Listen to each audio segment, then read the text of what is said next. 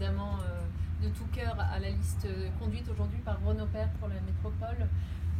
Vous m'avez vu ici il n'y a pas si longtemps, j'étais également venue soutenir Sandrine Runel pour la ville. De manière générale, je viens soutenir la gauche unie, parce que je pense qu'on a besoin de gauche aujourd'hui dans ce pays, dans les territoires.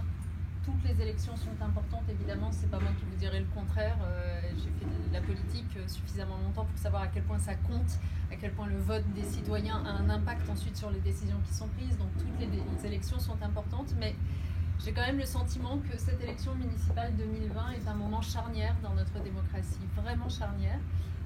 C'est sans doute lié au fait que depuis 2 ans et demi, un certain nombre de repères ont explosé en plein vol, soit de façon délibérée, soit à l'échelle du monde et de l'environnement qui nous entoure aujourd'hui, de façon délibérée parce qu'on a désormais au gouvernement un homme et un gouvernement qui prétendent qu'il n'y a pas de différence entre la gauche et la droite, c'est le grand confusionnisme, mais aussi à l'échelle des défis qui nous entourent, et on parlait notamment de la question climatique où on a vraiment le sentiment qu'il va falloir faire quelque chose rapidement et que chacun se retrousse les manches pour agir. Donc dans ce contexte un peu particulier, c'est vrai que ce qui se passe dans ces municipales, c'est d'abord l'émergence des citoyens. Moi, je trouve que plus que par le passé, on voit se constituer ici ou là des collectifs citoyens, et Renaud Père, d'une certaine façon, est le symbole et la représentation de cette dynamique-là, puisque c'est un homme qui n'a pas été encarté, qui n'est pas encarté, c'est un citoyen qui a décidé de se saisir à la fois de la nécessité de trouver des solutions aux grands défis qui viennent d'être évoqués, et aussi de la nécessité de rassembler la gauche.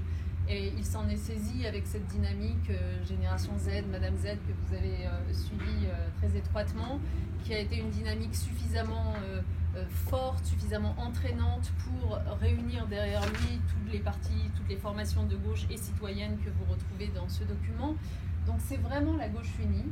Et c'est une gauche qui est ambitieuse pour l'avenir, c'est-à-dire qui ne se contente pas de venir contrer ce qui se fait en ce moment au niveau national ou au niveau local, puisqu'on a une représentation du niveau national ici par l'un des premiers soutiens d'Emmanuel Macron, mais qui est ambitieuse et qui se soucie notamment d'allier le social et l'écologie. Vous savez, on parle beaucoup de cette expression social-écologie sur un plan théorique, souvent sans savoir ce qu'on met derrière. Et moi, quand j'entends aujourd'hui exposer le programme pour redonner du pouvoir d'achat aux gens, eh bien, je crois que c'est la réponse la mieux indiquée pour faire en sorte à la fois que les ménages soient mieux logés, qu'ils puissent, et notamment les plus jeunes et les étudiants, être transportés gratuitement, qu'on puisse de ce fait soutenir les transports en commun plutôt que l'utilisation de la voiture, qu'on fasse attention à l'eau qu'on utilise, et c'est une façon évidemment d'aider notamment les ménages les plus précaires. Donc je crois vraiment qu'ici, à Lyon, dans la métropole lyonnaise, est en train, derrière la liste Gauche Unie, de se dessiner une réponse ambitieuse aux grands défis qui nous attendent. Et je voudrais, moi aussi, féliciter Renaud et sa liste d'avoir mis ce sujet du pouvoir d'achat en plein centre de leurs propos. Parce que c'est vrai que j'ai l'impression que c'est un sujet dont on ne parle plus, comme s'il ne s'était rien passé sur les ronds-points, comme s'il n'y avait pas eu cet appel au secours, cette alerte lancée par beaucoup trop de nos concitoyens qui disaient qu'ils avaient beau travailler, ils n'arrivaient pas à en vivre. C'est quand même ça le sujet. Donc que fait la puissance publique face à cela ? Vous avez un pouvoir national actuel qui a réduit les prestations sociales, fait passer une loi sur l'assurance chômage qui grève considérablement les moyens de ceux qui vont être désormais au chômage, qui a réduit les APL, qui a en revanche facilité la vie des plus riches et de leur impôt sur la fortune.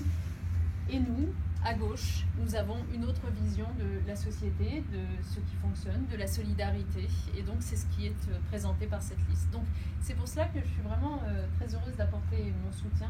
Et puis, je remercie toutes les forces de gauche. Et je tiens notamment à saluer notre camarade des Citoyens Insoumis de Lyon, qui va dire à son tour quelques mots.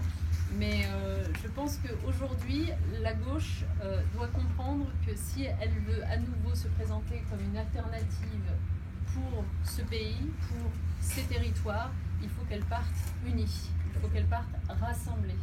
Et le grand avantage que je vois dans le petit tour de France que je fais en ce moment, c'est que parce que les citoyens émergent, d'une certaine façon, ils obligent la gauche à se rassembler. Ils jouent un rôle de liant ou de catalyseur, voilà, exactement, de catalyseur qui oblige chaque formation politique à se reparler, à sortir des guerres d'ego inutiles qui nous ont fait tellement de mal par le passé. Et je pense que c'est de cela que le pays a besoin, d'une gauche forte.